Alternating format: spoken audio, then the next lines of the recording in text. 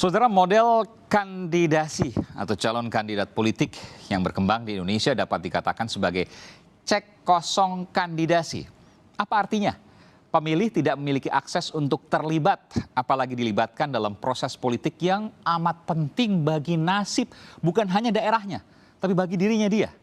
Lalu benarkah fenomena dinasti politik dapat mengancam demokrasi bangsa Indonesia? Kami akan perbincangkan hal ini dengan Ketua DPP PDI Perjuangan Bidang Keanggotaan dan Organisasi, Sukur Nababan. Lalu ada pakar hukum tata negara dari Universitas Gadjah Mada, Zainal Arifin Mohtar, serta peneliti Litbang Kompas, Rangga Eka Sakti. Selamat malam, Mas Rangga. Selamat malam, Mas. Ya, saya izin ke Bang Sukur Nababan, Bung Sukur. Ada juga Zainal Arifin Mohtar, saya sering menyapai dengan Bung Uceng. Saya ke Bung Sukur dulu. Bung Sukur Nababan, jelas mendengar saya? Jelas, selamat malam Iman. Selamat malam Bung Sukur, saya bilang seling Bang Sukur Nababan. Tapi kali ini Bung Sukur, luar biasa ini menggunakan apa namanya? Udang. Udang ya? Oh udang, oke, saya agak kurang jelas. Udang dari Bali ya, betul?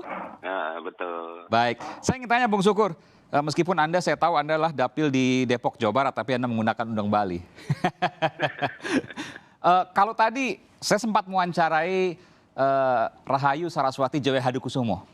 Dia dengan tegas mengakui bahwa iya, saya dipilih karena ada nama belakang saya. Maksudnya Djawa Hadikusumo, terkait dengan klan Djawa Hadikusumo, keluarga Djawa Hadikusumo, terkait dengan Pak Prabowo Subianto.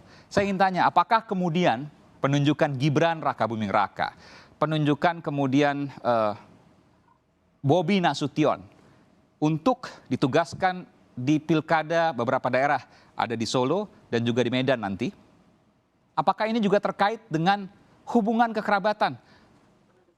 Iya betul bahwa ada kaitan ke Pak Jokowi, tapi mungkin saja ada pertimbangan lain. Silakan Bang Sukur. Ya, terima kasih. Selamat malam, Man. Selamat malam. Saya ingin kembali menjelaskan. Pertama-tama adalah saya yakin Mas Zainal Mohtar paham itu. Hak dipilih, hak memilih itu adalah hak lahir, hak ajasi. Itu tidak bisa dihalangi. Ya. Karena anak siapa, putra siapa, atau kekerabatan apa. Itu yang pertama. Nah tentu apa yang disampaikan Saraswati tadi saya tidak bisa komentari itu. Tetapi yang bisa saya komentari adalah mekanisme di partai saya, di PDI Perjuangan. Yang kebetulan saya sebagai salah satu pengambil keputusan tertinggi di PDI Perjuangan yang memutuskan 270 pilkada di Indonesia. Jadi bukan hanya kota Solo dan Medan. Nah, di dalam proses mekanisme di kami itu tidak ujuk-ujuk dan sembarangan. Mekanisme di PDI Perjuangan itu sudah bagus. Maka proses penyaringan itu dimulai dari bawah, Man. Dari tingkat tanah ranting, panting, terus PAC, ya, tingkat kecamatan, kemudian ke tingkat DPC, DPD, sampai ke tingkat kami. Okay. Nah, tentu semua usulan-usulan itu kemudian kami bahas detail. Nah, setiap hari 3 kali seminggu saya ini rapat, Man. Biarpun COVID, membahas satu persatu, membuka seluruh track record daripada semua calon-calon yang ada. Nah tentu salah satu pertimbangan parameter kami di Dewan Pimpinan Pusat PDI Perjuangan saat mengambil keputusan siapa yang kami calonkan menjadi calon kepala daerah atau wakil kepala daerah di sebuah daerah, tentu saja yang pertama adalah ideologi Pancasila, NKRI, pluralisme. Nah kemudian karakter. Kemudian yang ketiga itu adalah kemampuan. Baru berlanjut dengan yang lain-lain. PDI Perjuangan tidak akan pernah bertumpu dengan dengan Bung Sukur, sebentar sebelum Anda lanjutkan, saya ingin tanya dulu karena ini menarik. Apakah kemudian kalau saya tanyakan penjaringan Anda katakan dari bawah terkait dengan ideologi, kemudian kemampuan, apakah kemudian penjaringan dari bawah dikatakan tidak mampu? Karena kita tahu contoh misalnya Solo, sudah keluar nama Ahmad Purnomo dari DPC PDI Perjuangan Solo, tapi kemudian ujung-ujungnya anak Pak Jokowi juga.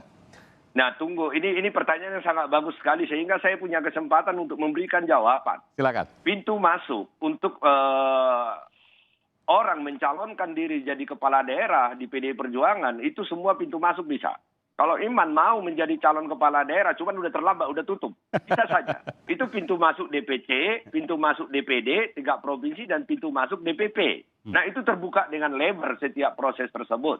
Nah, saya tidak bisa mengkomentari kenapa si X atau si A itu tidak kami usung karena tidak etis sebagai orang timur.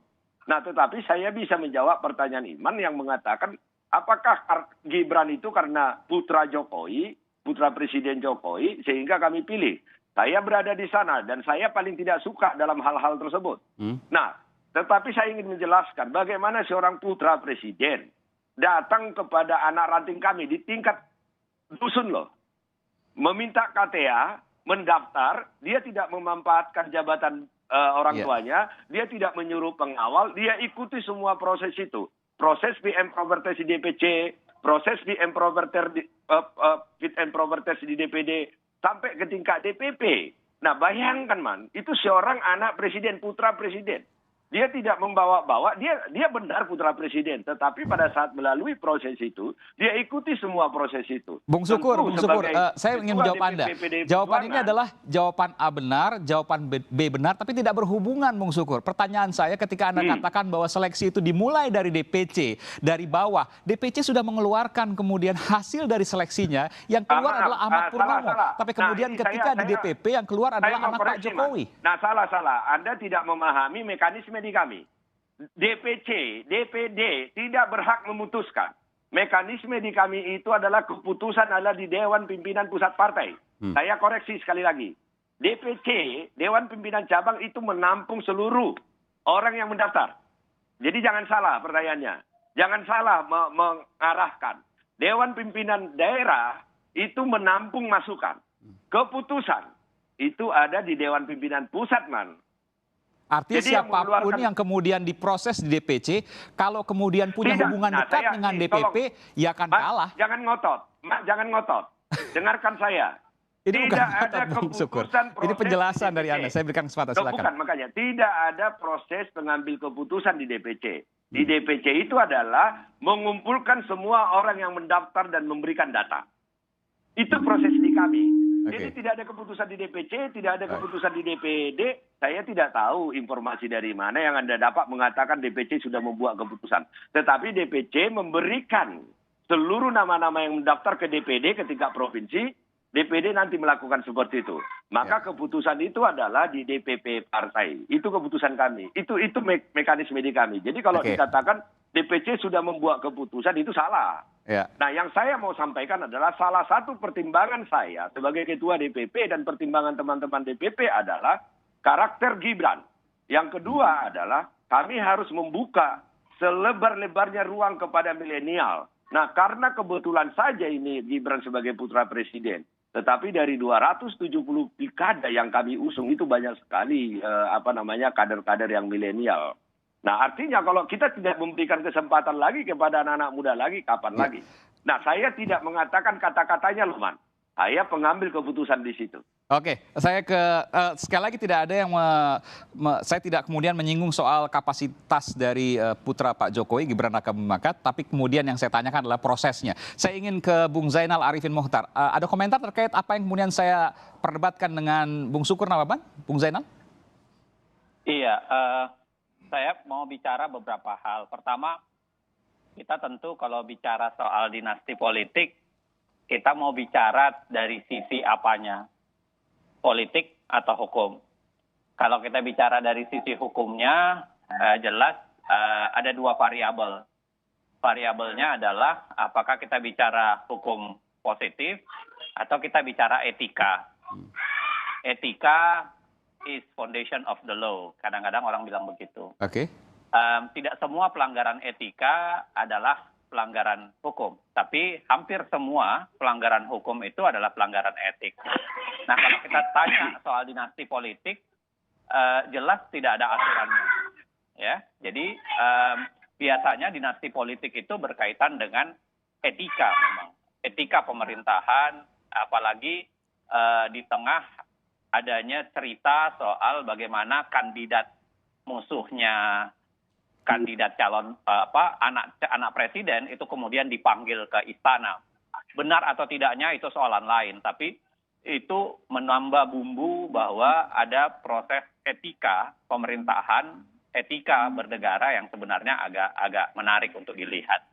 Yang kedua, yang namanya dinasti politik bagi saya lahir dari konsep demokrasi yang kurang sehat. Dia lahir dari model patrimonialisme. Iya, sebenarnya. saya ingin tanya Bung Zainal, selalu yang kemudian dikatakan bahwa ini kan bukan dinasti politik. Dinasti politik itu kan ditunjuk, ini kan dipilih, bisa menang, bisa kalah. Komentar Anda terkait itu? Makanya saya mau jelaskan dulu soal patrimonialisme. Patrimonialisme itu adalah relasi antara patron dengan klien yang kemudian dipegang betul dengan patron untuk mempertahankan relasi kuasanya. Biasanya dinasti politik itu memang penunjukan, tapi demokrasi mengubahnya pilihan langsung, dan itu yang disebut orang menjadi neopatrimonialisme. Jadi tetap patrimonialisme tapi dalam bentuk yang lebih baru, neo istilahnya. Oke. Itu di mana ada peran serta masyarakat. Tapi peran serta masyarakat itu kan kita bicara soal di ujungnya. Oke. Kita bicara di awal soal bagaimana proses kandidasinya, bagaimana proses dia dicalonkan, bagaimana proses kekuasaan itu masuk untuk mempengaruhi penentuan siapa yang akan ditunjuk jadi calon. Ya. Anda yakin Benar bahwa atau tidak, penunjukan itu lain. dilakukan bukan berdasarkan kapasitas yang sesungguhnya, tapi berdasarkan kedekatan kalau itu bicara dinasti? Silahkan tanyakan ke PDIP, apakah mereka melihatnya secara anak presiden atau memang melalui sebuah proses penjaringan. Penilaian Saya Anda, Bung sudah jawab Uceng? itu loh tadi. Saya sudah jawab Saya itu mau loh bilang, saya mau bilang adalah kalau benar cerita soal bagaimana Pak Jokowi memanggil kandidat musuhnya anak presiden, Ahmad Purnomo? dibawa Ya. ke Ahmad Purnomo maksud saya, dibawa ke istana, bahkan ditawarin ceritanya ditawarin Jabatan? jabatan bla bla dan lain sebagainya, itu menunjukkan bahwa ada peran serta. Berarti proses kandidasinya tidak berjalan seperti lurusnya seperti proses kandidasi yang dibicarakan oleh teman-teman dari PDIP tadi. Bayangan saya ya. Apa yang Anda cium di sini Karena maksudnya? ternyata ada- Anda bisa lebih perjelas?